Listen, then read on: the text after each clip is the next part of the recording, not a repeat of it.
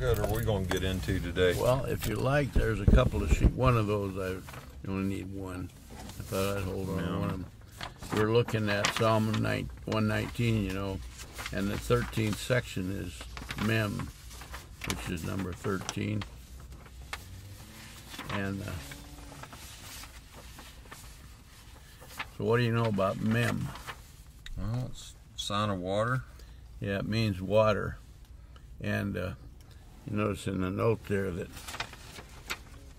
first time we read about water is in Genesis 1. It says right after the creation of heaven and the earth, everything was dark, and the earth was not definitely formed. So you take what shape is water? It takes the shape of whatever it's sitting Whatever in. it's contained in. Mm. And if it's not contained in anything, then what is its shape? If it's just a blob of water somewhere, Yeah. there's no definite shape to it at all, is there? No. So I think when it says the earth was without form, it was covered with water. It says God, in the NIV it says he moved over he hovered over the face of the water. In King James says he moved over the face of water, but the word that's translated either way means to brood. Yeah. So what does brood mean? Like a chicken. Well, a brood can be a flock of chickens, all right. Well, a brood. But when they brood over their. It's not a noun; young it's a and verb. young. If you brood over something, what are you doing? Hover over it. Well, that's I'm how they defining it translate by it, but the. that's not what the word means. Brood means to seriously ponder the issues, think about it seriously, and so serious that whatever it is very important to you. You're really seriously considering all the thoughts about it. Now it says that darkness was over the face of the deep. So, you know, the Lord told Nicodemus, the indictment against the world is that light has come into the world, but men love darkness rather than light. So what's the matter with darkness? Is there something evil about dark? No, there's nothing evil about dark. It's just where the enemy likes to occupy. Well, yeah, but remember, everything's a parable. So darkness is a parable of evil. In itself, it's not evil. When the sun goes down and gets dark, it's not evil. That's just the way the rotating of the earth. Just half the sun. day is dark. Yeah, but darkness is symbolic of what is evil. And so in Psalm 23 it says, even though I walk through the dark valley, you know. So what is about the dark valley that makes that such a dreadful place? Well, it says it's a valley in the shadow of death. So yeah, the darkness is death, isn't it? Could be. Remember, it's the parable of it. Just the sky going dark doesn't mean something evil. But in one place in Psalm it says, haunts of violence fill all the dark places in the land. What's a haunt?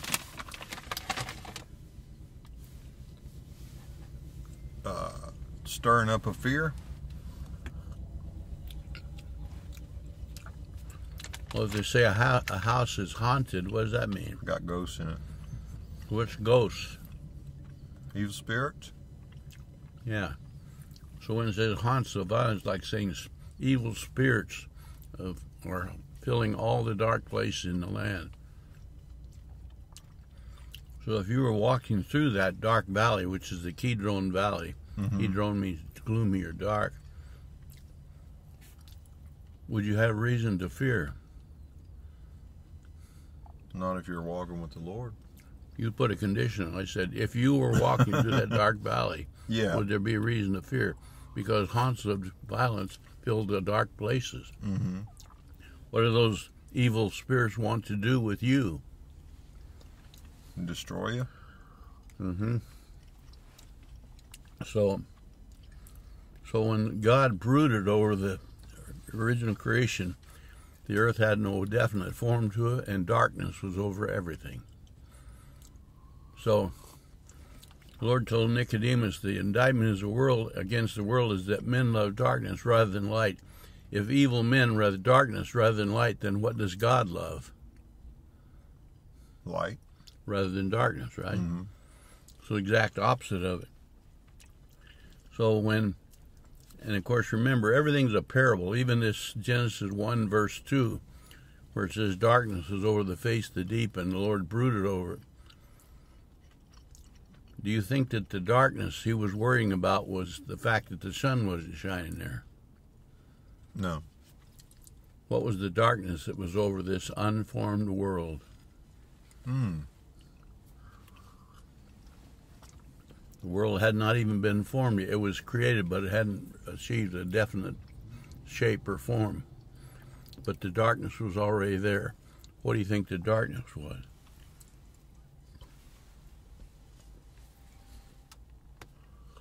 Well, my natural response would be just the absence of light, because he hadn't gotten to that far in the creation yet. But it sounds like you're pointing towards the evil was already there. I think so. Remember, the Lord said our salvation was done before the foundation of the world, was it not? Mm-hmm. Revelation says, in 13:8 says, the Lamb was slain before the foundation. So when God is looking at the unformed dark world, what's he thinking about? Salvation of it? Why would he even need to be thinking about salvation? That's true, but why? Why are you thinking about that?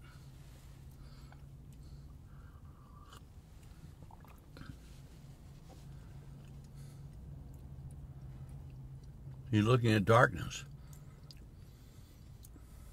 And when he looks at the darkness, what's he seeing?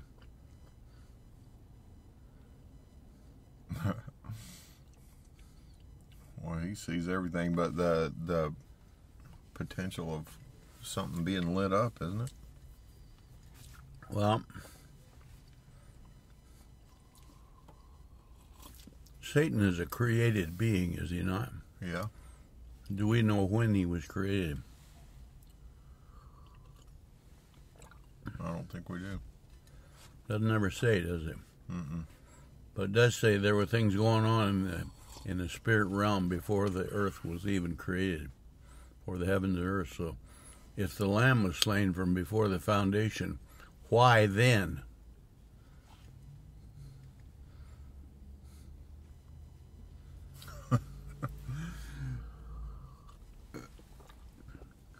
The Lord was looking at the darkness and pondering over it. The Lamb had to be slain back then because the evil was already there. Mm-hmm. We don't know where Satan was. The first time we even think about him is in the beginning when he came into the Garden of Eden. But where had he been before that? In that darkness. Was he created during the time that the Garden of Eden was planted, do you think? I think it goes back before that, doesn't it? Yeah, it makes more sense. So I think when God was pondering the darkness, he's also considering the evil that's there. Therefore, he already put up the payment for the sin. Before any of us were created, the payment was already made because the evil was already there. So when Satan appeared to Adam and Eve in the Garden of Eden, you think that's the first time he came into existence? No. I doubt that too. In fact, the Lord said, I saw him fall like lightning from heaven. Now, a lot of people have misunderstood that. What's heaven? It's got lots of definitions, but it's anywhere from earth all the way up into the depths of space. Well, and there's different it says, levels I saw of it. him fall from heaven. So, Well, it could mean from the sky to the earth. Could mean from the depths of space. I think it'd be not even a physical position. Huh. Yeah. Not what we're looking at out there. Right. But he came from the realm where spirit beings live, where God lives, and where angels live, and even demonic spirits. You know, when it says someplace that a third of the angels elected by their own choice to follow the leader, Satan. You read that, right? Where's that? I can't think where it is. But it says 1/3 of the angels, all the angels were given a choice. Do you want to serve God or not? They're not slaves. Where is that? Revelation? Does that sound right? I don't think it is. It might be. I don't know. If you could look on your computer, 1/3 of the angels elected to follow Satan. Whew, man. I don't know. That thing's in my jacket pocket. You got? You want me to look it up? Yeah, you got some kind of electronic deal to do it. I don't. Kind. You don't have your phone on you? I got my phone, but I don't know how to make it talk like that. You could just ask it. Just like you asked for phone calls. Every time I've asked for lately, it says Siri is not available right Oh, really? now. Yeah. I can't Siri's find my on phone, vacation Jim. or something. You can't find it? I don't find it, no. I'm sure it's somewhere, but I didn't really count on using my phone much. I don't So, go anywhere I don't- without mine. Well, I mean, I got it, but I don't know where it's located. There it is. I feel it. There it is. I usually have it in my pocket, but I've changed jackets here lately. All right, let's see what it'll do. Something like you might just tap in 1/3 of the angels. See what that says. Okay. 1/3 of the angels.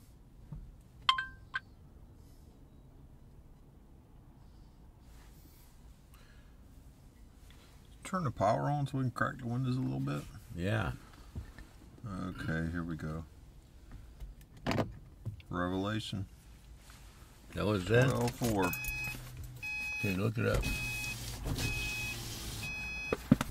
Thank you. That's plenty good. It's off. Keys off. Battery safe. Found it? What?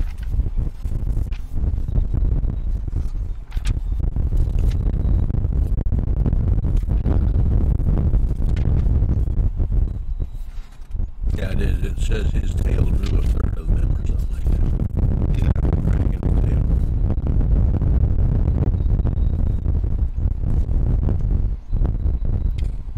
Dragon thrown out of heaven. You find it? Yeah. What's it say? Okay, then war broke out in heaven. Michael and his angels fought against the dragon. The dragon and his angels also fought, but he could not prevail. There was no place for them in heaven any longer. So the great dragon was thrown out, the ancient serpent who is called the devil and Satan, the one who deceives the whole world. He was thrown to earth, and his angels with him. Okay. Keep reading. I thought somewhere it said 1/3 of the angels. He said his tail drew 1/3 of them or something to that effect. Yeah, it's got like a poem. It's got, like verse, and then it Okay. goes. You want me to read the verse? Yeah. Okay. Then I heard a loud voice in heaven say, "The salvation and the power and the kingdom of our God and the authority of his Messiah have now come. Because the accuser of our brothers has been thrown out, the one who accuses them before our God day and night. They conquered him by the blood of the Lamb and by the word of their testimony, for they did not love their lives in the face of death. Therefore rejoice, you heavens, and you who dwell in them. Woe to the earth and the sea, for the devil has come down to you with great fury, because he knows he has a short time." When the dragon saw that he had been thrown to earth, he persecuted the woman who gave birth to the male child.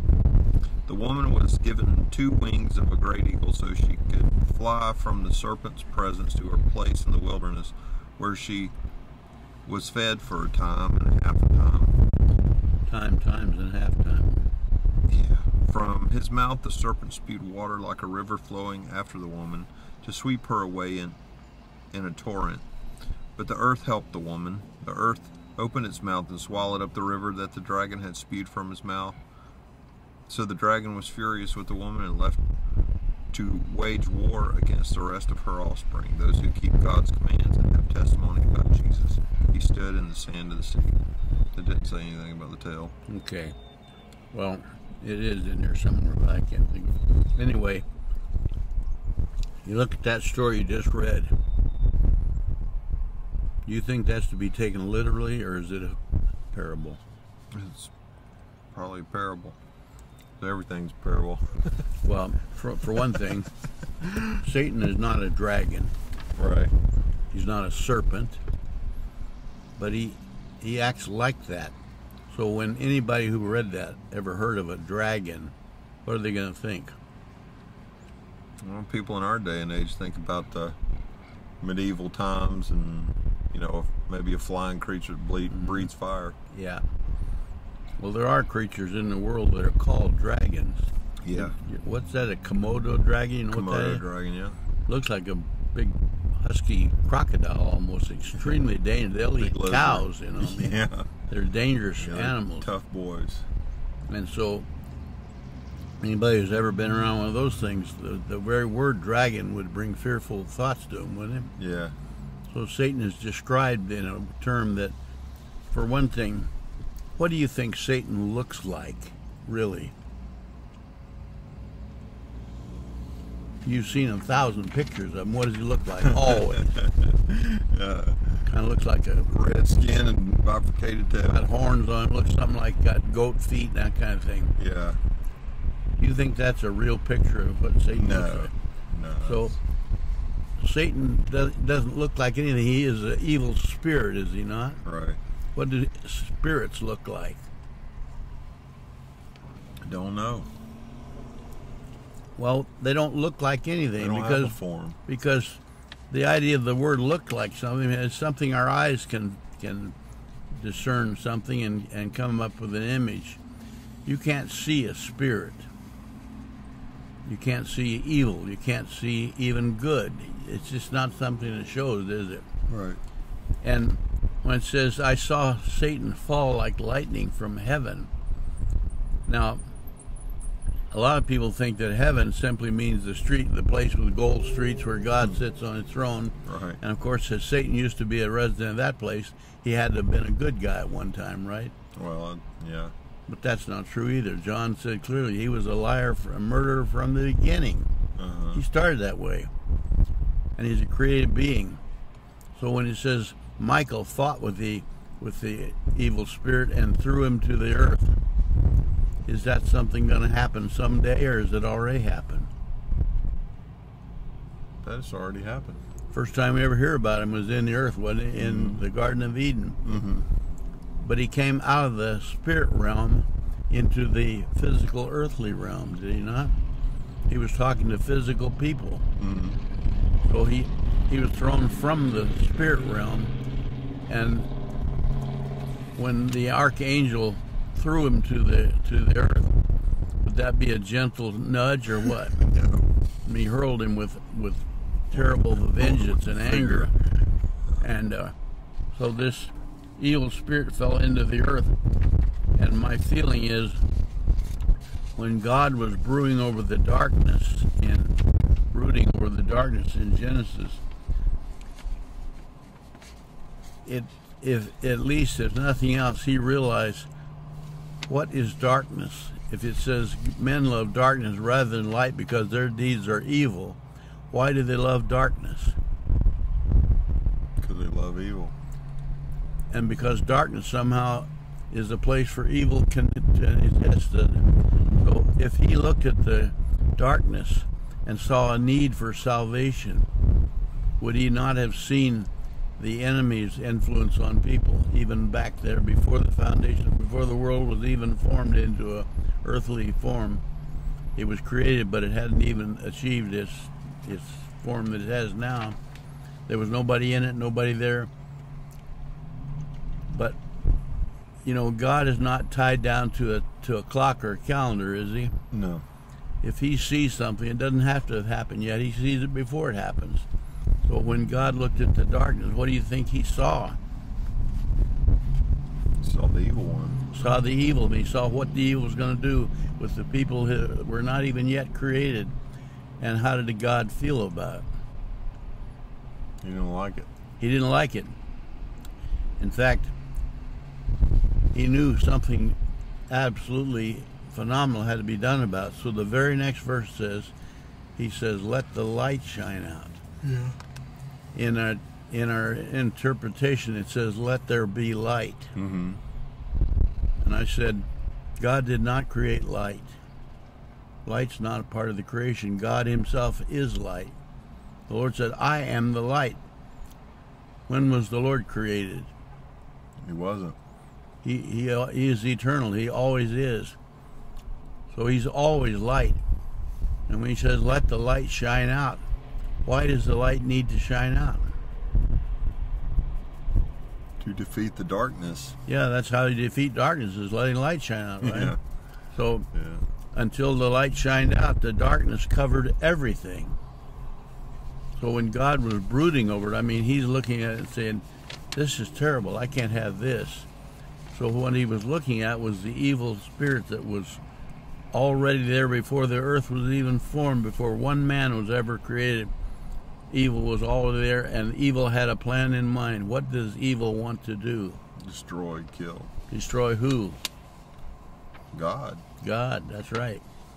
Now, he can't destroy God, so he goes after God's beloved, his people. Mm-hmm. So when God was brooding over the darkness, I think he was thinking, something's got to be done about this. Now, of course, in our little peanut mind, we like to plan things, like we have to think about it a while and then decide. Do you think God has to study a situation and mull over what he should do about it? I mean, we can't comprehend that.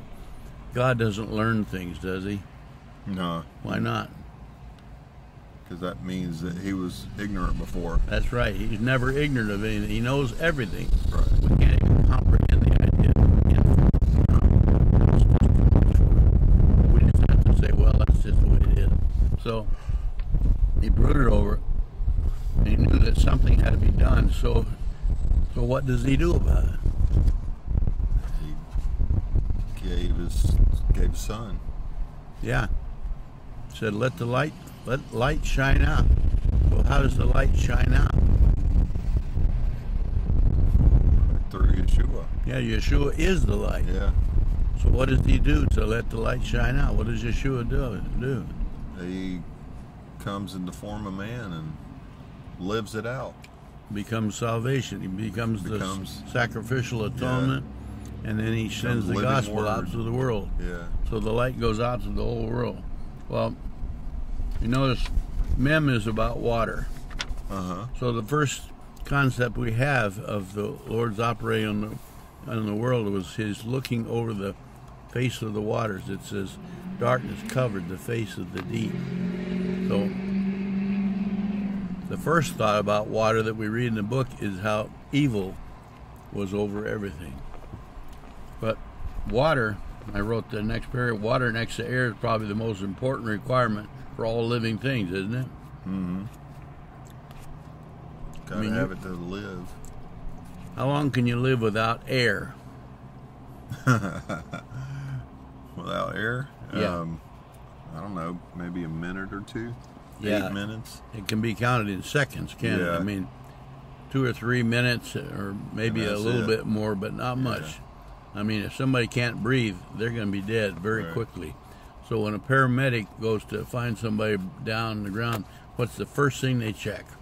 Checks for breath and pulse. Are they breathing? Yeah. If they're not breathing, you got to do something quick or they're dead. Yeah. And they will check for pulse because that's a heartbeat, but breathing is the first Heartbeat will thing. go a little bit further Yeah. than the breathing will. But the breathing is the first thing. So air and water next to that is the next requirement for all living. How long can you go without water? About 3 days? That's right, something like that. You can go without food for a couple of weeks. Yeah. Without water for 3 days or so. Without air for 3 or 4 minutes. Yeah. Without a heartbeat, almost nothing. Yeah. But so water is extremely important, but it has to be controlled. Yeah. Because if it's not controlled, it said right here, a torrent. Yes. So what's a flood? Flood's water out of control. Yeah. So if it isn't controlled, you get chaos. You get floods, erosion, drowning, destruction. Yeah. Mem can mean either water or it can mean chaos. Forgotten about that. So what's the difference? Chaos. What's the difference between a flood and turning on a faucet? Control. It's under control. When you have a valve so you can turn it off and on or regulate how much you want, then it's fine. It does you good. But if it's out of control, you got chaos, don't you? Right. So, mem can mean chaos. So, we read about water first thing in Genesis, and it's in a state of chaos, isn't it? And why is it in a state of chaos? Because God hadn't ordered it yet. Hadn't ordered what? Ordered creation. He'd already created. It says in the first sentence in the book says He created heaven and the earth. The next is, but the earth was not formed. It wasn't in its shape, and it was covered with water and darkness. So, even though it had already been created, the darkness was already there, wasn't it? And the water was in a chaos form. Why? Well, it's kind of like the earth is sort of a container, isn't it? So it didn't have its container in shape yet. It does say that later on that He formed the dry land and put borders where the water can go and where it can't go. The seashores, you might say. Yeah. But that had not been done yet. So right now, at the first part, it says it was dark and it was chaotic. Who rules darkness and chaos? Satan. So Satan was doing something there. Before anything got even done, Satan already went to work to try to destroy God, did he not? Yeah. And he was working at it. You have darkness and you have chaos. God says, got to do something about this. So the Lamb is slain from before all this has happened before the world anything happened. Yeah. And so the next time we read about water, not the very next time, but very close, is in Genesis 6. And that's when the creation, the flood came on the earth. So why did the flood come? Well, it's a parable, isn't it? It could be a parable that when man doesn't stay within the boundaries that God has set, then it's out of control and chaotic and it kills. So something has to be done. Yeah. So there has to be a salvation. Genesis 6:6 says that because humanity had deteriorated completely to evil, it says God looked on man and all he saw was continual evil all the time. So what good was going on in the world at that time? Not much. It says grace. Noah found grace in the eyes of the Yeah. Lord. There was one man and his sons and apparently their wives who were looking to God. Yeah. But it says the rest of the world was only continually evil. So it had deteriorated beyond partly evil to the point where it was nothing but evil. Is that right? Yeah. So, Because evil spread Yeah. like a wildfire. so we'll read that he had already prepared what it took to redeem it. That's where the Lamb was slain before the foundation of the world. Right. The Redeemer had done his job, hadn't he? Mm-hmm. All right. And it says in Genesis 6 that God repented for having made the creation. Yeah. Now, when we say God repented, what do most people think? That I didn't want to do that. Or I'm sorry I did it, or I Yeah. made a mistake. I Right. should not have done that. Should not have done that. Yeah. Now, in our life, how many times do we say, I wish I hadn't said that, or I wish I hadn't done that? A lot of times. So why do we say that? Because we have regret. Why do we regret? Well, because We have to pay consequences for when we do stuff. Because we do stuff that's not right. Yeah. That's why, isn't it? Yeah. Look at Deuteronomy verse 32, or chapter 32, verse 4. Deuteronomy 32, 4.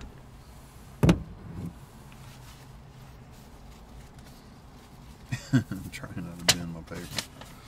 Deuteronomy 32, 4. Mm-hmm.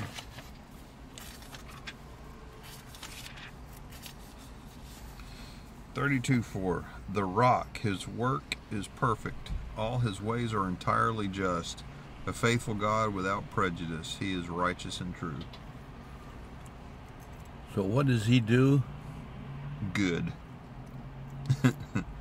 How often does he do good? All the time. It says all his ways are perfect, doesn't it? Yeah.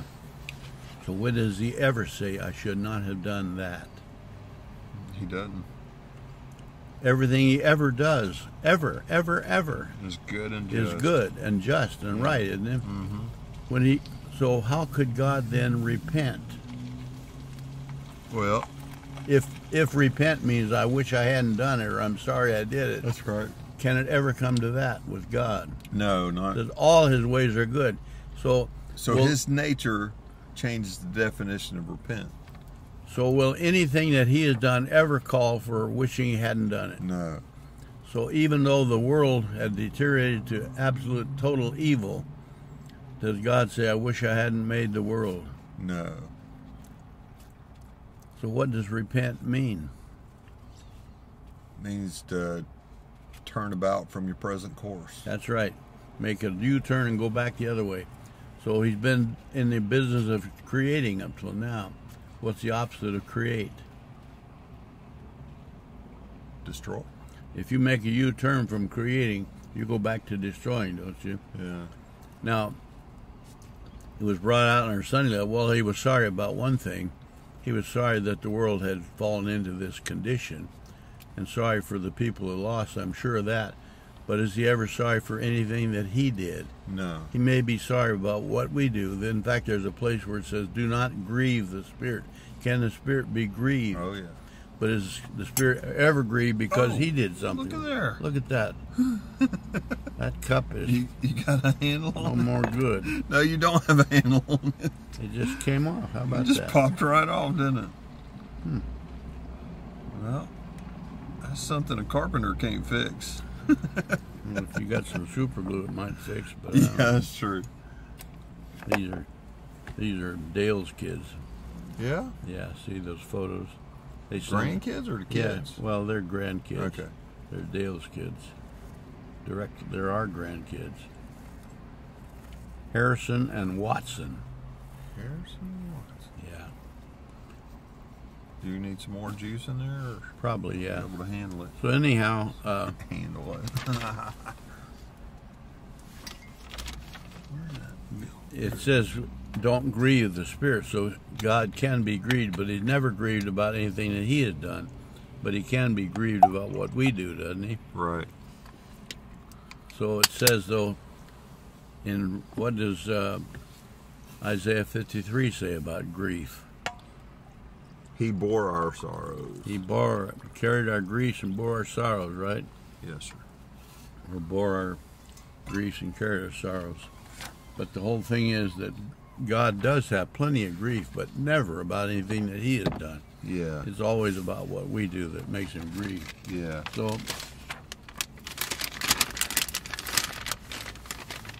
God flooded the earth.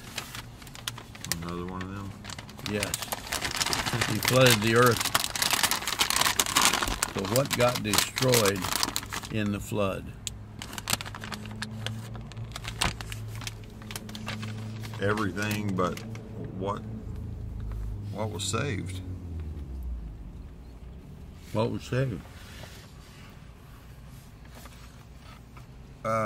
Bunch of animals and 8 people.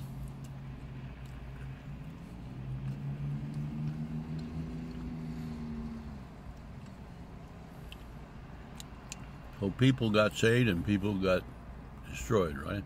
Yep. What made the difference? Which side of the boat they were on.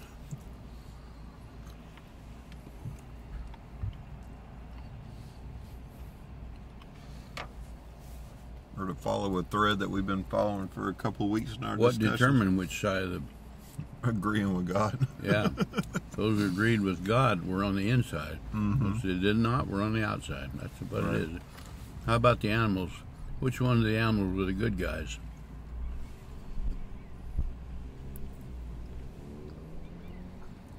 And which ones were the bad guys?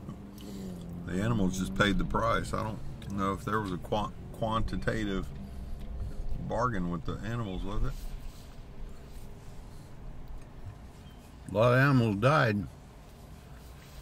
That's because they're so bad? No, Why'd they die? they were part of creation. Why did anything die?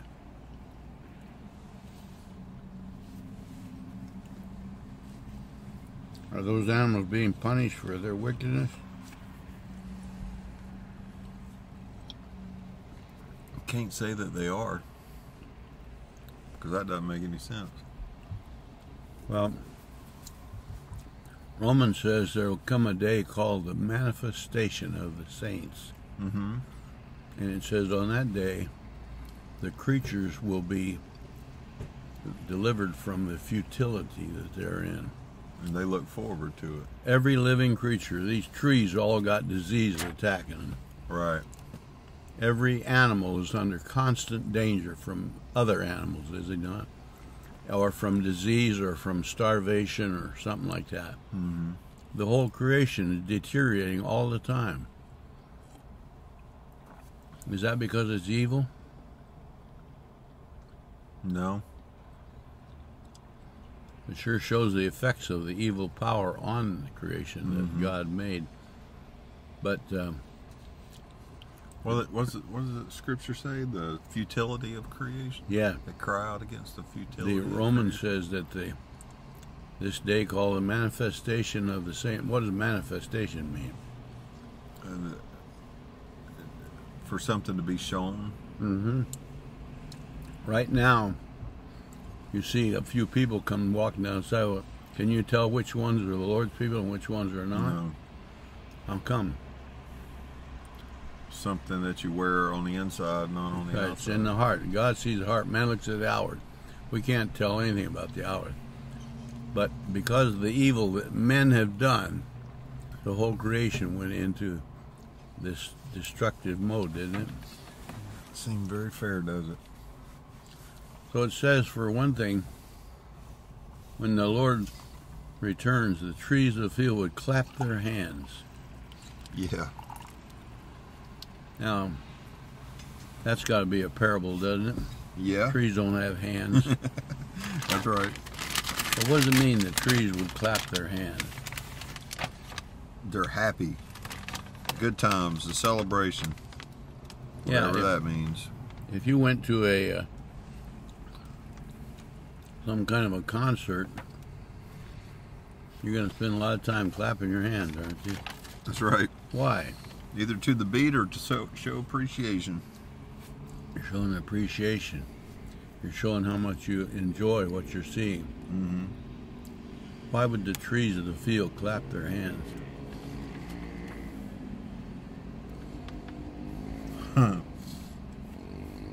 Because they're happy about the Creator. Because He made all Yeah. things well. And it says they'll be rescued from their futility. And you take every animal. You see a wild animal, squirrel, he's looking around all the time. Why is he looking around? Because he's a little guy and a What's lot he of look- things. Keep looking his eye out for looking a danger, predator. isn't he? Mm-hmm. Or look at the birds. Why are these birds always flying around? Do they spend a lot of time flying? Why are they doing that? They just like traveling? Making sure they're staying out of danger. Partly that, and also looking for food all the time, aren't they? Yeah, foraging. They spend their entire life just trying to survive, don't they? Yeah, And then they end up dying anyway. yeah. Very few of them die of old age. They usually die at the claws and fangs of some other creature, don't they? Mm-hmm. Horrible, miserable death. Yeah. So no matter how hard they try and struggle to stay alive, what does futility mean? It means none of those actions add up to saving you forever. Yeah. No matter how hard you try, you die anyway. It's like all your efforts are futile. And every creature in the whole world, every living thing is just futilely struggling to try to stay alive, aren't they? And they all end up dying anyway. But imagine what it would be like for them to be rescued from that futility, Yeah. where they're no longer under that danger, under that threat. Yeah. And they could live peacefully and comfortably without that terrible struggle. No animal would starve, no animal would be killed by some other or disease or anything like that. And the day will come when that'll happen. We can't comprehend it, but it will. In the Garden of Eden, the way it originally was, there was animals there, weren't there? Trees and stuff. Was anybody dying or getting hurt? Not before the fall. Was there any disease in the No. place? No. Was there ever a flood that eroded away part of the hill? No. So there was no such thing there as futility, was there? Right. When did futility come? When man decided to try to be God instead of letting the Lord be God. Wanted to go his own way. What was the date that they fell down?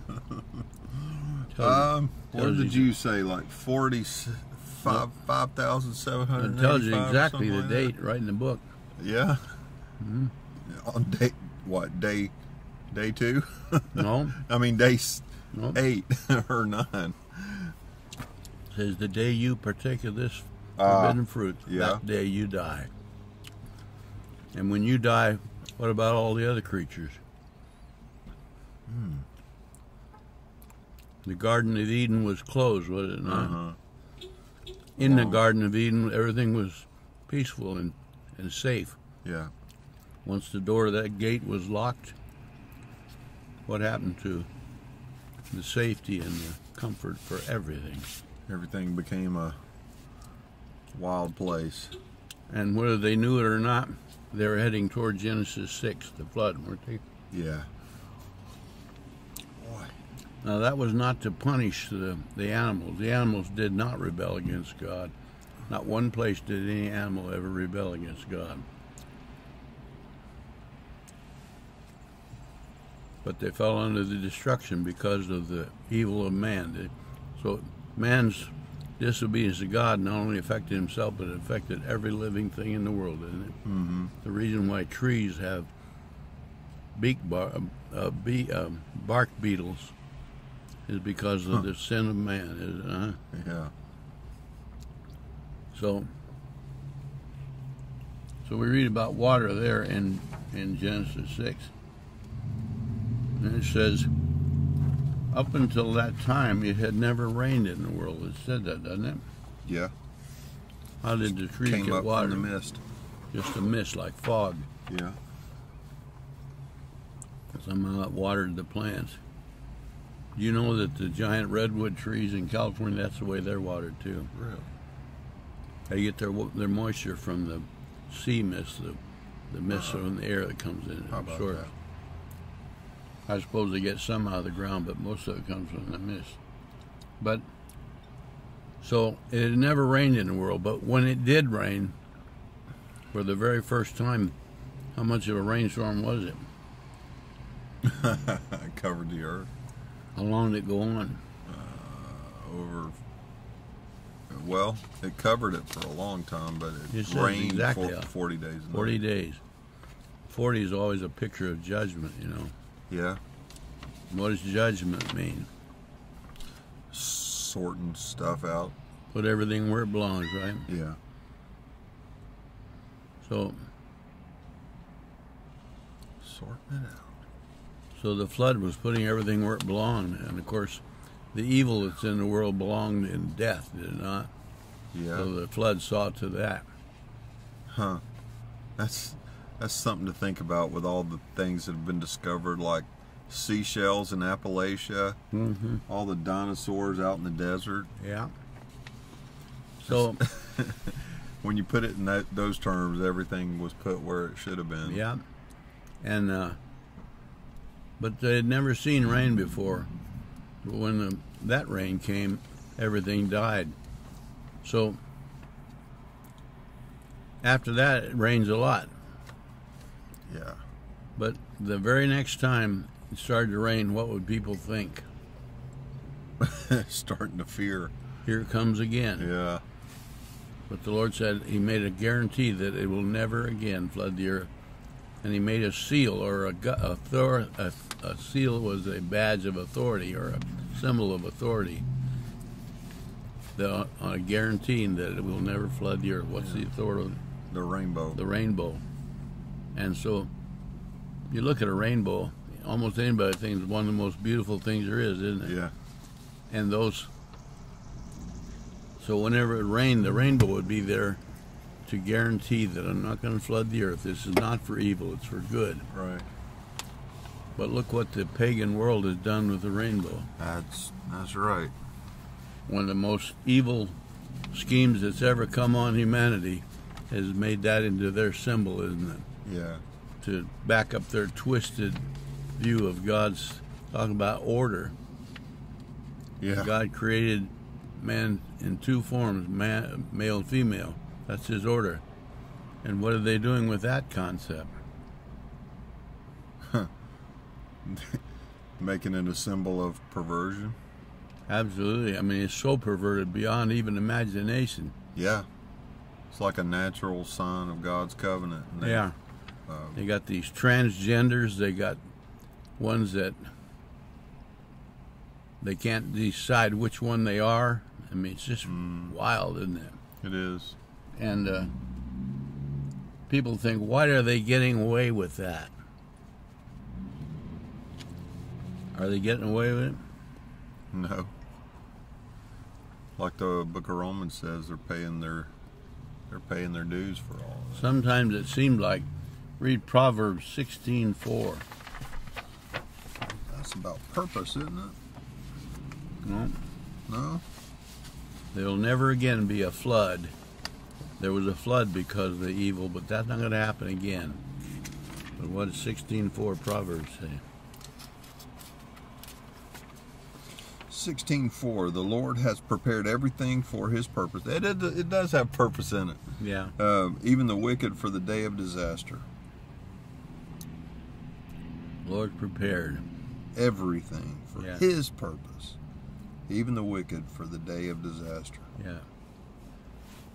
So, are they getting away with it? Sadly, no. Sadly, but goodly. They're kind of like a criminal sitting on death row, just waiting for the day, right? Yeah. It will come. And God has prepared that. And there's something about the pre-flood earth and the way that they were partying in the days of Noah, they call it. Yeah. You know, because they were didn't Yeshua talk about that? They were giving in marriage and Oh, yeah. and acting like everything was great. Yeah, and there's a place where it says, where's the sign of His coming? Everything's going on just like it always has. Yeah.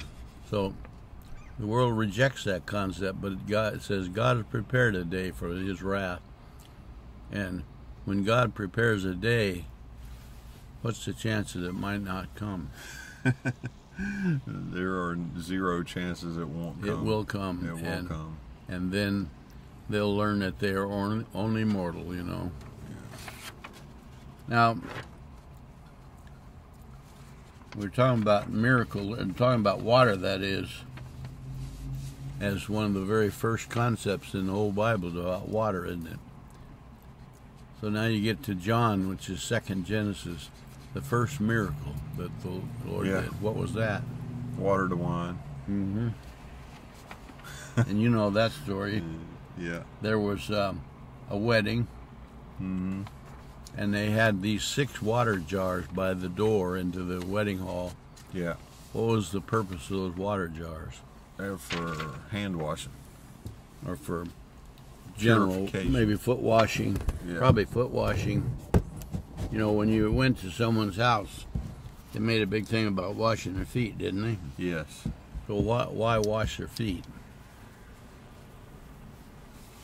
Well, kind of like to make them presentable for the party. Okay. And most people back then, they either went barefooted or they wore open sandals. Yeah. Walk down a dusty road with wearing open sandals. For long, what do your feet look like? Pretty dirty. So they had these foot washing things, or these. They always did that when they went to the temple. First thing you had to go through a ceremonial washing, didn't you? Yeah. They did a lot of washing. And these 6 jugs, 6. When you think of 6, what's 6 about? It's a number for man. Yeah, humanity, the way of humanity, yeah. or what people do. So people get dirty. So they come to a wedding. They go through a washing ceremony. And they were 6 big jars. They said they totaled up about somewhere around 200 gallons of water.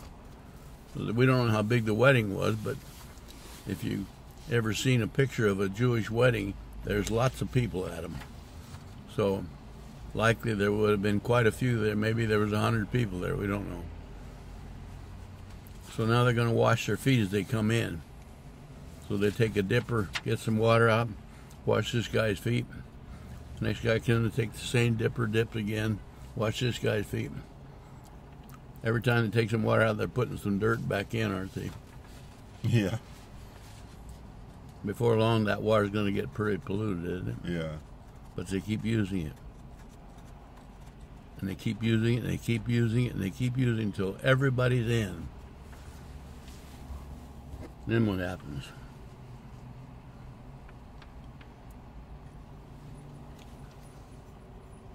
I don't know. Well, imagine you're at a Jewish wedding. Now everybody's seated at the wedding. What happens next? You should sit down and feast and dance and eat. Well, they're going to have a ceremony first, a wedding, aren't they? Yeah. And there's lots of dancing and a lot of celebrating and having a great time. And what are they drinking? Wine. And lots of wine. Yeah. They really pour out the wine. Everybody drinks it. Every little kid drinks it. Yeah. Everybody drinks Yeah. it. Because wine symbolizes joy and celebration, and really it's used often to indicate or be a figure of the Spirit of God coming on things. Mm-hmm. Wine is good, Yeah. but something went wrong. They didn't. They underwined the event. They ran out, There was too didn't many they? people and not enough Now, wine. Any good host of a wedding, probably the father of the bride, would know how many people are coming to the wedding, and he would be sure to have plenty of wine for all of them. You think the father had ever been to a wedding before? Does he know how to do it, or do he ask people? He'd been to his own wedding anyway. If he does not provide enough wine for all his guests, what's going to happen?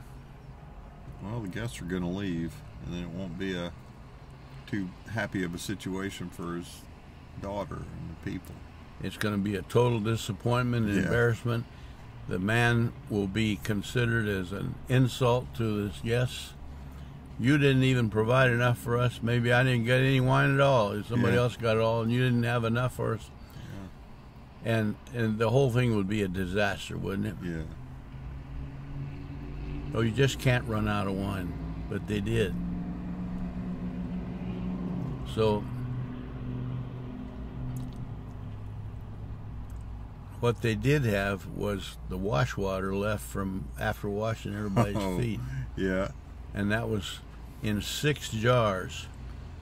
Ew. So they should have thrown it out.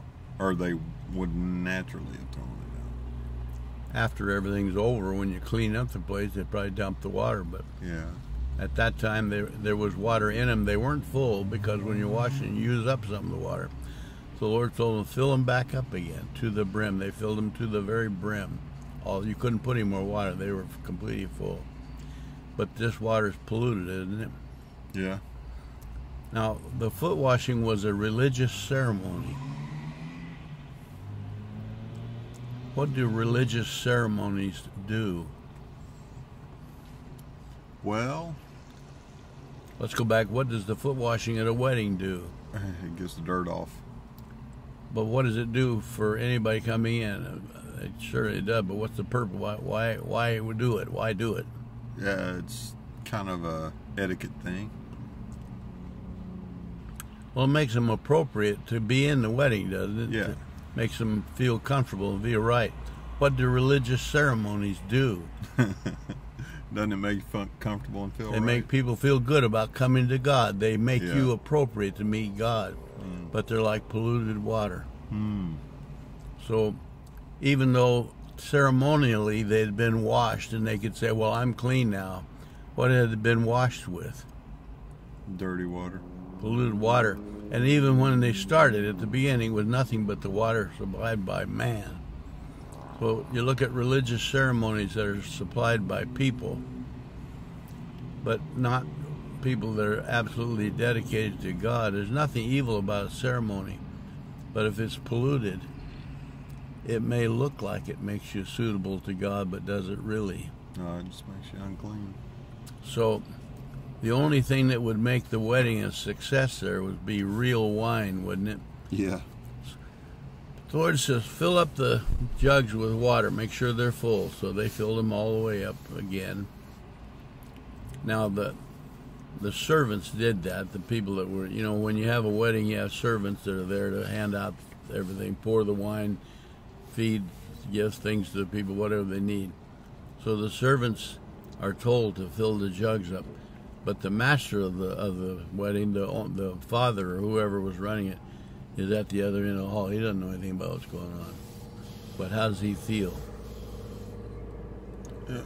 About what? About the water? Situation is going on. He's stressed. He's really worried. Yeah, his He sees all his reputation's on friends the line. going away disappointed, angry at him. He's losing his position as a community leader and all kinds of things. His daughter is insulted by the fact that wedding is falling apart. The wedding will go on, but it won't be a happy occasion. But now the Lord tells the servants, okay, dip some of the water out and take it to the master. So what would they carry it to him in? The wash bucket? No.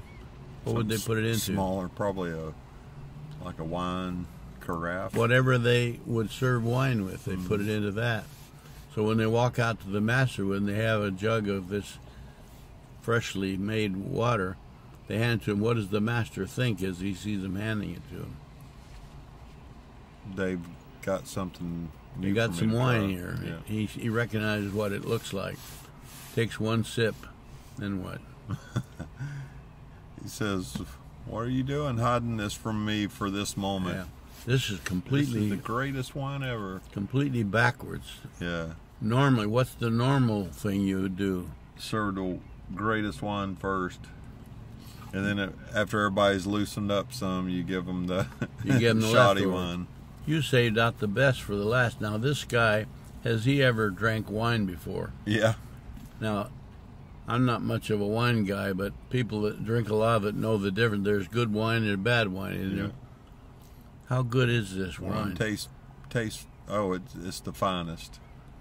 Has he ever tasted wine as good as this? He No. says this is the most superior wine that's ever been. Yeah. And you saved it for the last. Nobody ever does that. They reverse the order of things. When the Lord does things, he always reverses the order, doesn't he? Yeah. And when he takes wash water and turns it into that which is like the Spirit of God, so the religious ceremonies that people do, if it's just them doing it, it's just like 6 jugs of polluted water. But if the Lord himself is reversing the order of things, when the Pharisees talked to Yeshua, they kind of said that you're always reversing the order of everything, aren't they? You're doing everything against the way it's supposed to be. Yeah. So what did they determine was the proper order for everything? The Pharisees. Whatever they determined.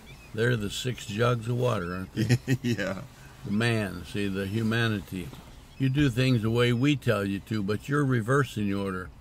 And, of course, they accused him of being evil. But the ones who taste what he provides for them What do they have to say? It's the best ever.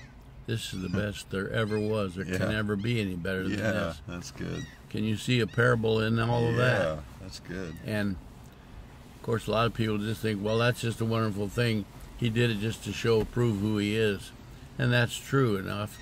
But it tells us that what he does changes the way things are done, so it reverses the order of what people make it to be, doesn't it?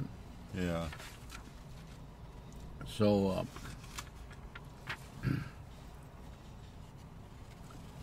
we read before Mem, we were looking at Lamed. Mm-hmm. What does Lamed mean? It's the shepherd's staff. Mm-hmm. You think of a shepherd's staff, what psalm immediately comes to mind? It's 23rd Psalm. Mm-hmm. 23rd, say anything about water? Yeah. Quiet waters. Yeah. It says, well, in Psalm 119, in the Lamed section, it says at one place, I delight in your laws. If I had not delighted in your laws, I would have perished. Now, the word law there, too bad they translate law. It doesn't really mean law. It means instruction. It's mitzvah. I delight in your instructions. Mm. So what's the purpose of a shepherd's staff? To enforce the instructions? No, to keep them from... Well, yeah, to... Shepherd's staff gently is guide 'em. conveying to the sheep what the shepherd wants them to know. Isn't Yeah, it? Now he has two tools. He has a staff and he has a rod. right. The shepherd's staff is called mitzvah, and it really means, or not. The staff's not called that. Let's see. I wrote this down. What did I do with it? Maybe I didn't write it here. Anyway, Got about 15 minutes before my battery, before my sound goes off. well, the staff is used to guide the sheep or to keep them under control, isn't it? Yeah. You know, normally you see a picture of an old-time shepherd with a staff. What's the staff always look like? It's crooked at the Got a end. hook on it. What's the purpose of the hook? To get the sheep out of danger. Yeah, you could reach out, and if one of them's getting into a bad place, you can.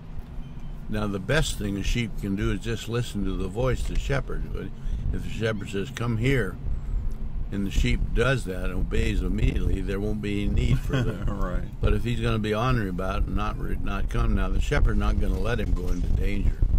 So if he's wandering off and refuses to come back, the shepherd could reach out with a staff and give him a yank with the hook, couldn't he? Now, is he intending to try to hurt the sheep? No, Why would he do it? because it's for the sheep's good. It's to protect him, isn't it? Yeah. So, and it's for his good, and it's because the shepherd loves the sheep. He doesn't want the sheep to be in danger. So even now, if the sheep wants to be ornery about it and refuses to come, a shepherd could get pretty rough with that staff, couldn't he? It might hurt, but the purpose is not to hurt the sheep, it's to save him, isn't it? Yeah. So even if it hurts, sometimes the Lord does things in our life that are painful. And we say, why is he doing that? Because if he didn't, you'd get in trouble. He's saving you from something far worse. But he has another tool called a rod. What's For a beating rod? down the enemy. That's a wolf killer, isn't it? Yeah. Now, in Psalm 23, it says, I'm going through the dark valley. And that's the place where haunts of violence fill the dark places. Right. But I'm not going to be afraid. Why? Because you were with me. You're with me. And what do I see with you that takes away my fear? Well, he's got a rod to beat off the enemies and a staff to It keep me says, your straight. rod and your staff, they comfort me, don't they?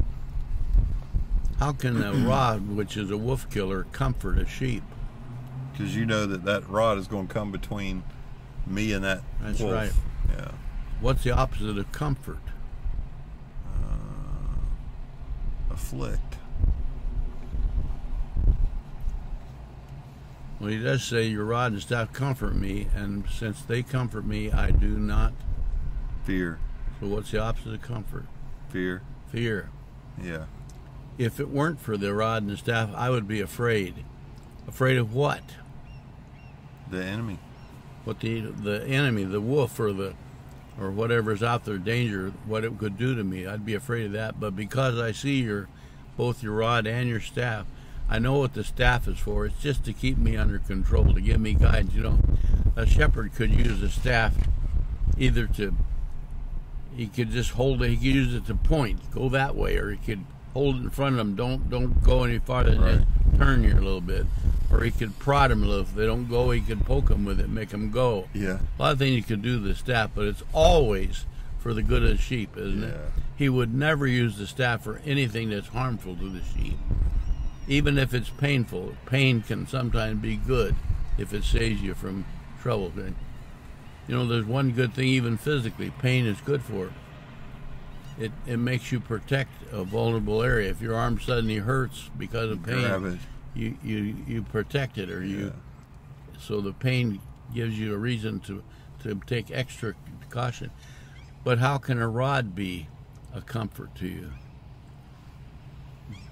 Because it's protecting you from those things that would inflict pain. That's on you. right. And the shepherd would never use the rod on the sheep.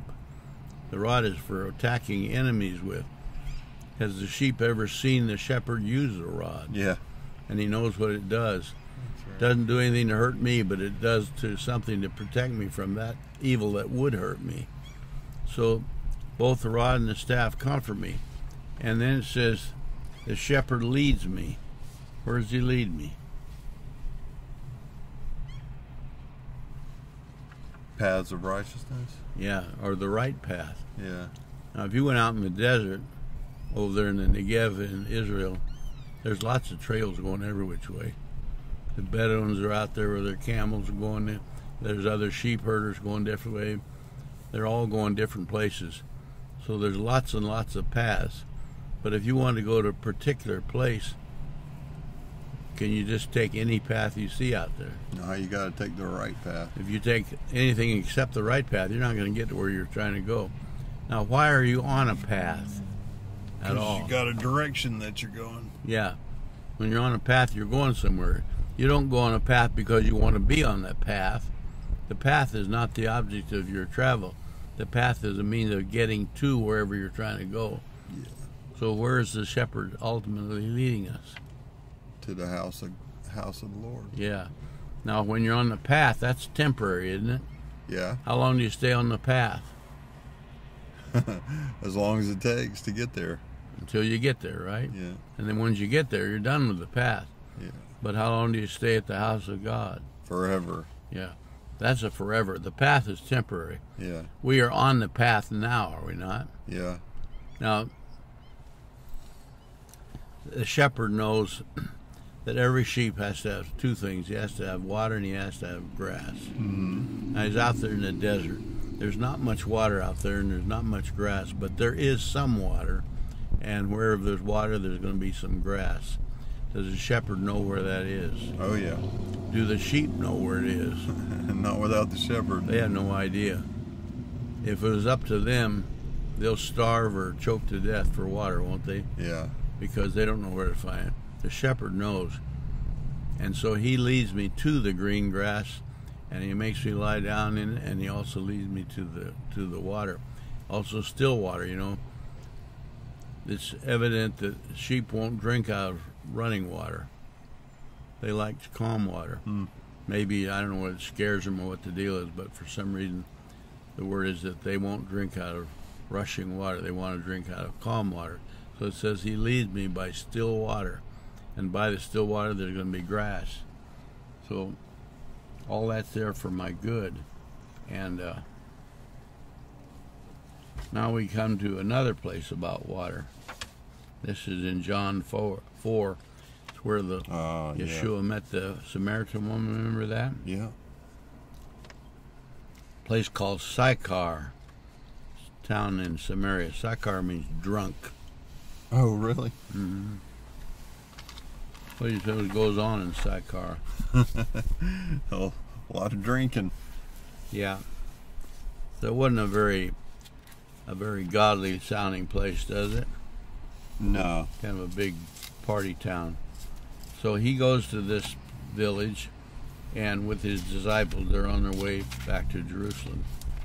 On the way, they stopped there at noontime, and the disciples went in the village to buy something for lunch, right? Yep. So he's sitting there by the well, and here comes this woman. Why does she come at noon instead of early in the morning like every other woman in the village? Because of the social reasons, she didn't want to be around the other people. She don't want to hear their gossip, does she? Yeah. They don't like her because of her lifestyle. Treat her right. Now, she came out there for only one reason. Why'd she come? Get water. Okay. And is there anything wrong with that well water? It's one of Jacob's wells. It's been there for a long time. It was a good well. Perfectly good, but it had its limits. What? Well, it was just regular water. Well, Be what's the thirsty limit again of tomorrow? Yeah, it's only good for one day at a time, right? Yep.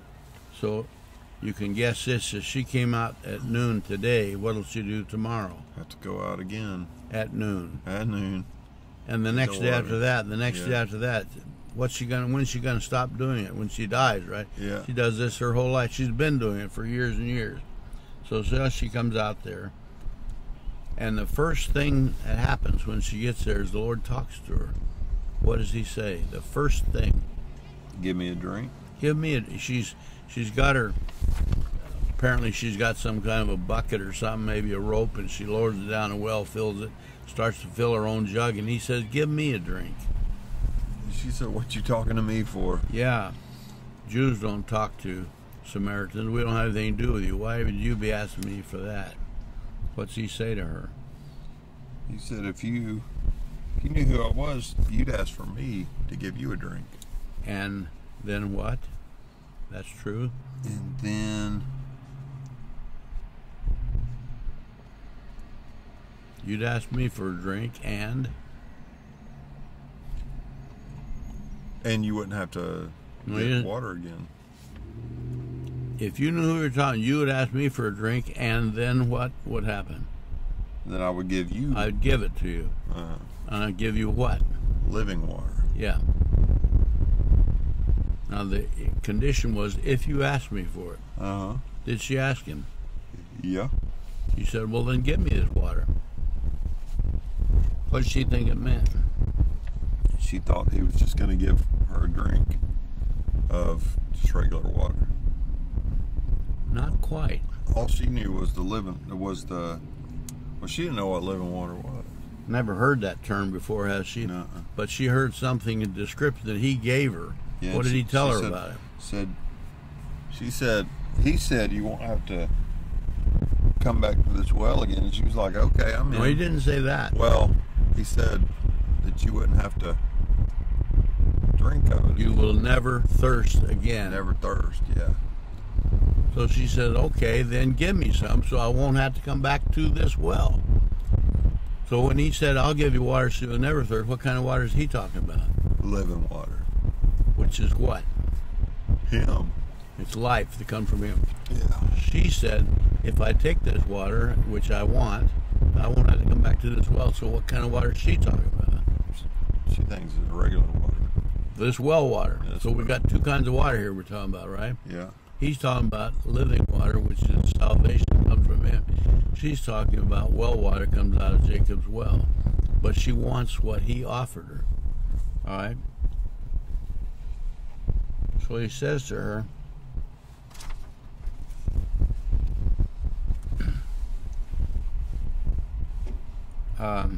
right after she said that, what did happen right then? Do you remember? she started asking a bunch of questions. Like what? She said, "You don't even have a bucket. Where do you think you're going to get this living water?" Okay, so what he said? She also said, "Are greater than our father Jacob are you?" All right. And he said, "Everyone who drinks this water will get thirsty again, but whoever drinks the water I will give him will never thirst again." Never. Okay. Whoever drinks this water will be thirsty again. Is she going to drink this water? Yeah. So what's going to happen? She'll get thirsty again. All right, so she'll come back tomorrow for more. He'll drink that, get thirsty again, come back the next day, and it'll go on and on and on. Yeah. So he said, I'm going to give you water that you won't thirst again, right? Mm-hmm. So then what happened? She said she wanted it, and he said, "Well, go get your husband." Yeah. Now, of course, does he know all about her? Yeah. Does he have to ask her any questions? No. He knows everything there is to know about her and the rest of it and everything. He's forcing her to face issues that she's never faced.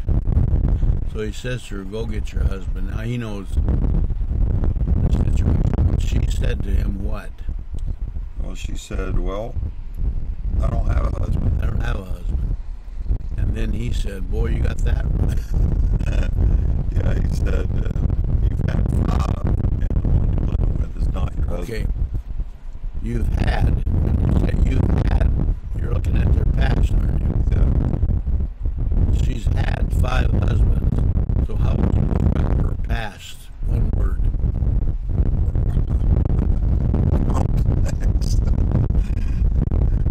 Messed up. It's a mess. Yeah.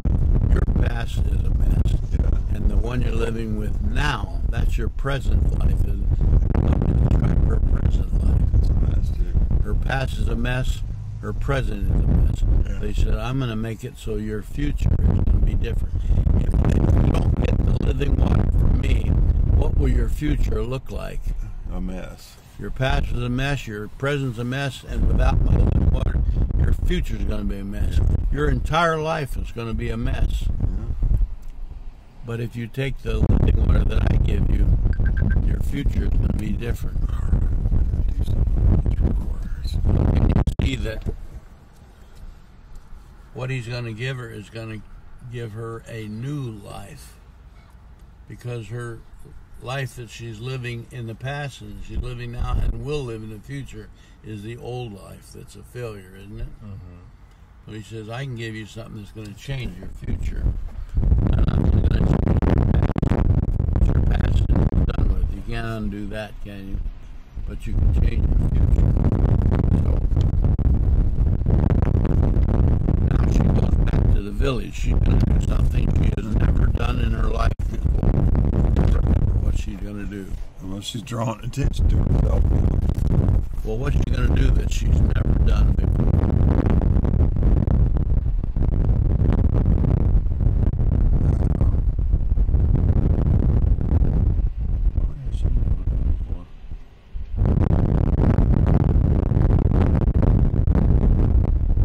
Well, she starts.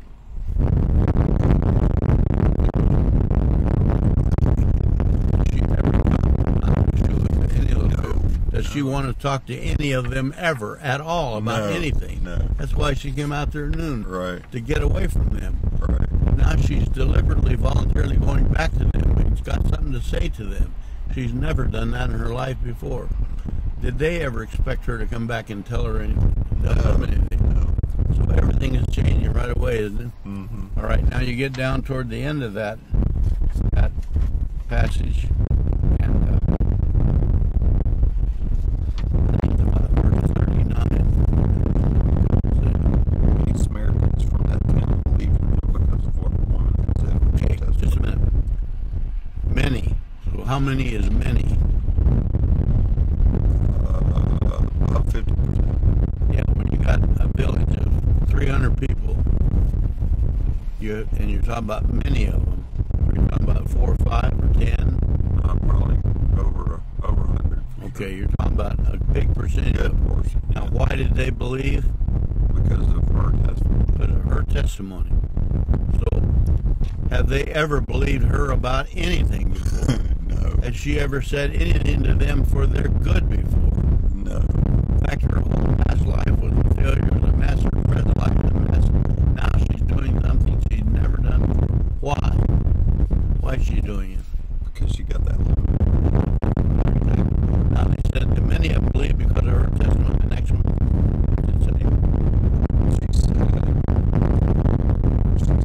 She testified, he told me everything I ever did. When the Samaritans came to him, they asked him to stay with them, and he stayed there 2 days. Many more believed because of what he said. Okay, now many of them had already believed because of her testimony. Yeah. Now many more. Now how many we got? It's getting like how long did it stay with them? 2 days. Hosea chapter 6. I think I got this right. I didn't write it down over here, but Hosea chapter 6 about verse 2, I think.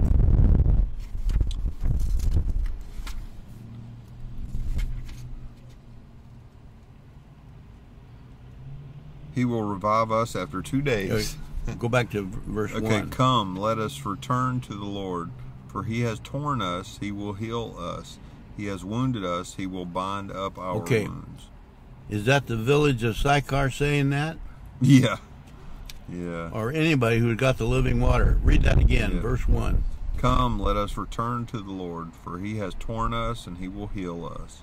He has wounded us, and he will bind up What do you our mean wounds. he's torn us and he's wounded? What does that mean? Um, How does the Lord wound you and tear you up? all in our interest. When he bringing us said to him. her, you've been shacked up with 5 guys and the one you're living with right now, does that wound her to say that? It tears her up, doesn't it? It does. But what? It said you wounded, but then what? But you'll heal us. How will you heal us? Give us that living With the water. living water. Go on now. He will revive us after 2 days, and on the 3rd day he will raises us up, so we can live in his presence. Do you see a prophetic picture there? Boy, that's good, isn't it? What's it saying there? After 2 days. He's going to raise us up. Okay, so here's Yeshua. He's died at Golgotha, and his disciples Nicodemus and Joseph take the body for burial, right, or for entombment. Yeah. They put him in the tomb, and then they put a Roman guard on the tomb. Why do they put guards there? They don't guard tombs. They have federal soldiers guarding that tomb. Yeah, so the people wouldn't steal his body and start a rumor. Yeah, so the Pharisees thought the disciples would come steal the body and claim he's resurrected. Now and make more trouble. So they put a guard there, and they put a seal on the tomb. What does the seal mean? It's got the authority of Rome behind it. This is the Roman government says anybody Says the body's there, here and don't move it. if you get into this tomb, you're up against the Yeah. federal government of Rome, and you're going to be crucified. You can count on that. So it's a very important thing. They put the seal in there. Now, they put them into the tomb, and he laid there for 2 days. What happened during the 2 days?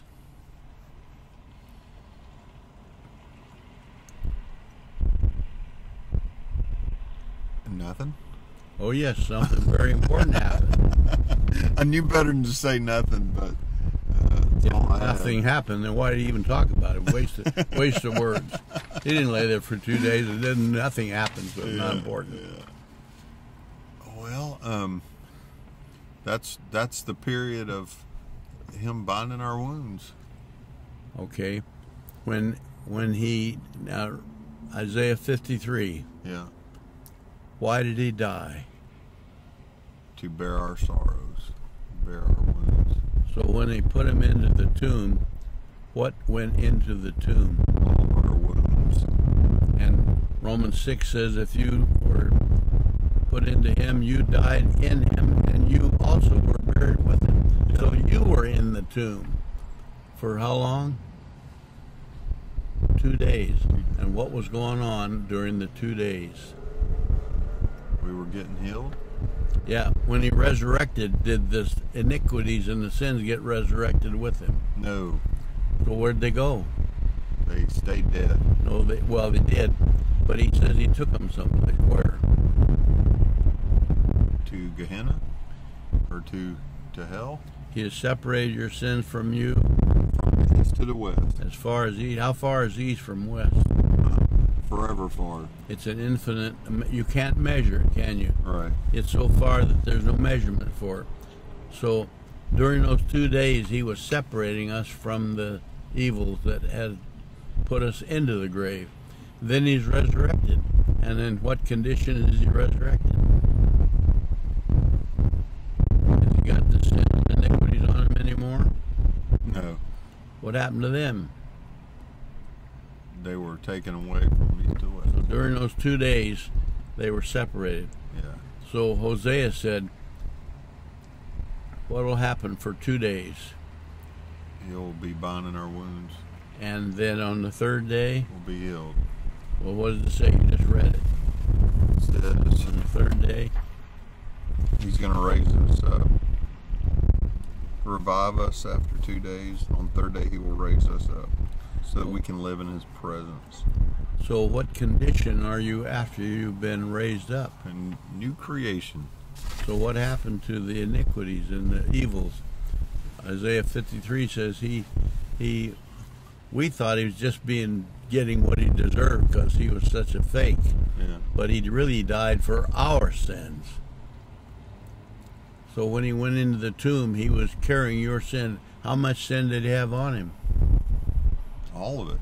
He said he died not only for our sin, but for the sins of the whole world. So every sin that's ever been committed was on him right then. Now, we can't see him because it's a spiritual position, but with God's perfect view, what did God see going into that tomb?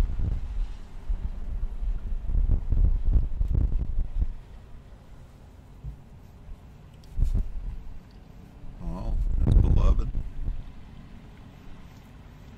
Know what we're going for here. Well, why did he die? For our redemption. It says he To bear our sorrows. was put to death for our iniquities. So when God saw him in the tomb, what did God see? The iniquities. Yeah. And how far back you going to go with this? Clear back to when God brooded over the darkness in the Yeah. unformed world where evil had come over the world. He saw the entire efforts of Satan being buried into that tomb, don't you think? Yeah. Everything that Satan ever accomplished or ever tried to do is buried into that tomb. Now, we can't put a time frame on that because it kind of goes beyond any chronological order, doesn't it? Yeah. But the efforts of Satan have been destroyed by when the Lord came to take away the sin of the world. John said, there's the Lamb that takes away the sin. What does he do to take away the sin? Does he just say, I've decided to just ignore it? No, he puts it to death. He destroys it. Yeah. So how much sin has he dealt with? All of it. So everything from the first effort of the enemy, Satan, to undo what God has done from before the foundation of the world till now until the end of things, he put all of that onto him. And so somehow in that 2 days that Hosea talked about, all of that was taken away, wasn't it? Yeah, that's good. And as far as the east is from the west, there's infinite separation. No measurement could ever even begin to describe it. It's beyond imagination. And then resurrected on the third day. So Romans says, if you've been buried with him, you're also resurrected with him. Isn't that Romans 6? Yeah. And what does Hosea said that will happen after that? Live with him. Yeah. So, can you see that prophecy in Hosea is really talking about what the Lord has done, isn't it? Yeah, that's good. So, now Mem has a numeric value of 40. Yeah. What does 40 tell you? Judgment. Yeah. And putting everything in proper order. That's what it really means. And you have a lot of 40s. You have 40 days. Remember, it rained for 40 days, 40 years. What's happened in 40 years? Well, Moses got purified. I guess you could say he got trained in the ways of shepherding instead of the ways of the Egyptians. And what about another 40 years? 40 years of leading the people through the wilderness. Yeah. And all of that was putting everything where it belonged. When he was in Egypt, he was born in Egypt, was he not? Yes. An Egyptian princess rescued him from the river and raised him as an Egyptian. Did he belong to Egypt? No.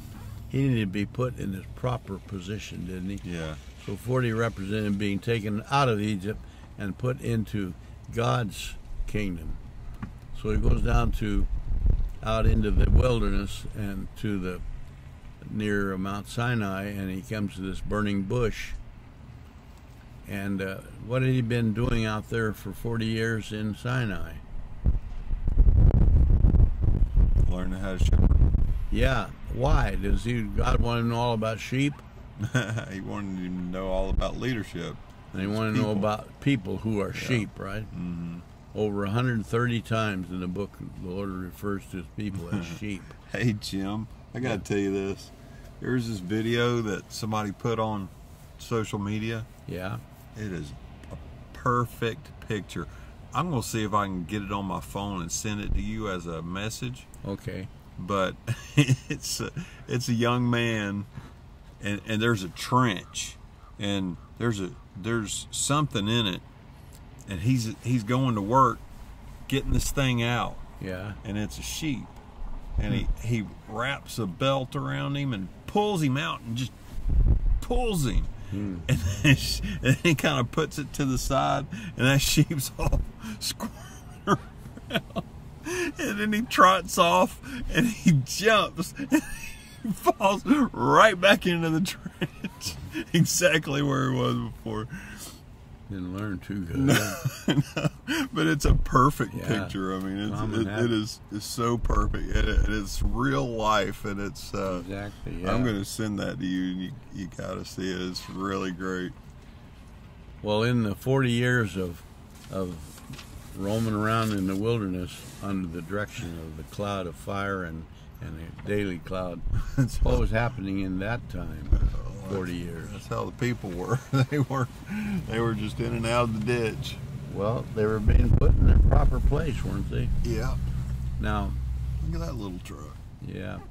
So they were the Lord's people, but the Lord said, because of your rebellion, you're not going into the promised land. You're going to die out here. So rebellion brings about death and an experience of anything but what you want. So that 40 years applied to them. So now Mem is the 13th letter. Mm-hmm. What do people often think about the number 13? Unlucky. Bad luck, right? Yeah. Where'd that idea come from? Satan? Yeah, pagan superstition. Yeah. No doubt from Satan. Yeah. Sometimes they'll even call it good luck. Oh, yeah? But the idea of luck anyway. This is my lucky day. What does luck mean? It's just giving a nod to some kind of unknown superpower. Yeah. In some places, giving you stuff you deserve. Yeah, Middle East or Eastern religions call it karma. Yeah. Same thing, isn't it? Yeah, pretty much. Or some people refer to it as good fortune. Mm-hmm. When the Jews say mazel tov to each other, what does that mean? May it be good for you? It's sort of what it means, but it really would translate it out to saying good luck. Good luck. Yeah. People often say that. They say that a lot in Israel. I saw. They say it a lot in Russia too. Where the Israeli soldiers were about to go into old city of Jerusalem in the 6-day war. Uh-huh. The commander sent them in there with these words: "Good luck." Yeah. And of course, if you use that word luck, saying that something happens, be either good or bad because of luck, Yeah. what are you doing? Taking credit away from God And giving it to who? to some unknown Yeah. demon or whatever. So what do you want to call that? Idolatry. That's the word, idolatry. So, James, you got your book? Look Yeah. up James chapter 1:17.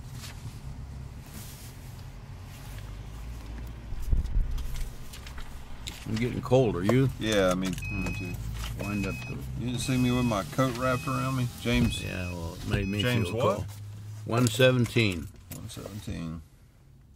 Every generous act and every perfect gift is from above, coming down from the Father of lights. With him there is no variation or shadow cast by turning.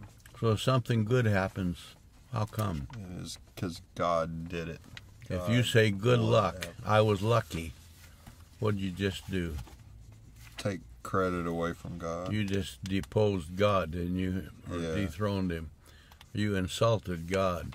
So I tell people, never ever use that word. It's not a good word. It's evil. We don't have luck. Now, 13, though, can mean good things.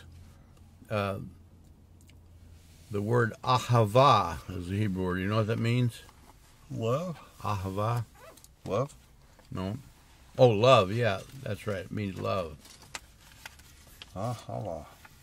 You take the letters for ahava, they total up to 13 value. Oh, yeah. What's the word for unity or one? Echad. Echad. Letters total up to 13. So, ahava means love.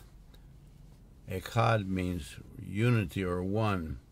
So, 13 in those letters means covenant, love, unity, and eternity. So they are a reference to God. How many tribes were in Israel?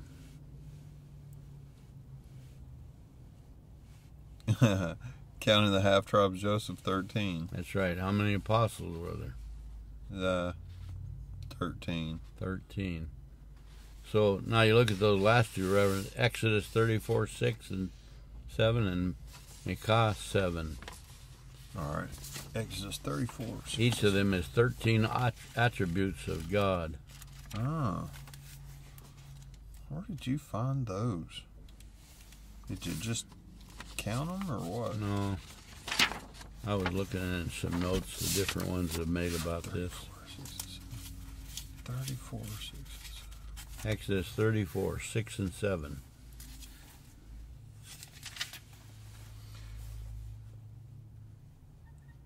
Then the Lord passed in front of Moses and proclaimed, Yahweh, Yahweh is a compassionate and gracious God, slow to anger and rich in faithful love and truth, maintaining faithful love to 1,000 generations, forgiving wrongdoing, rebellion, and sin.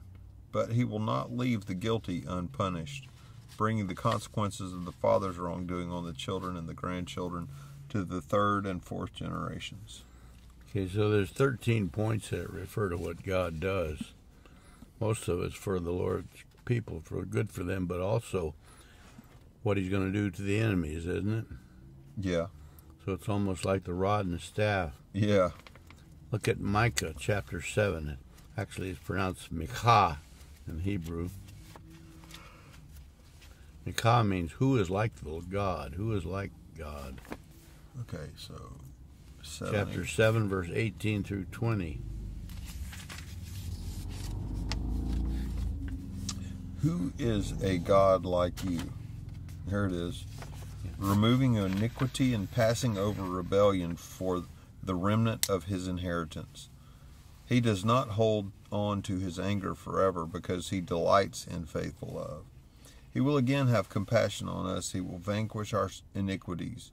You will cast all our sins into the depths of the sea. You will show loyalty to Jacob and faithful love to Abraham. as you swore to our fathers from days long ago. So there's 13 points there about what God is doing. Oh, yeah. The question, Makah, is who is like God? It even says that in that verse, doesn't it? Yeah. That's what the word means, Makah.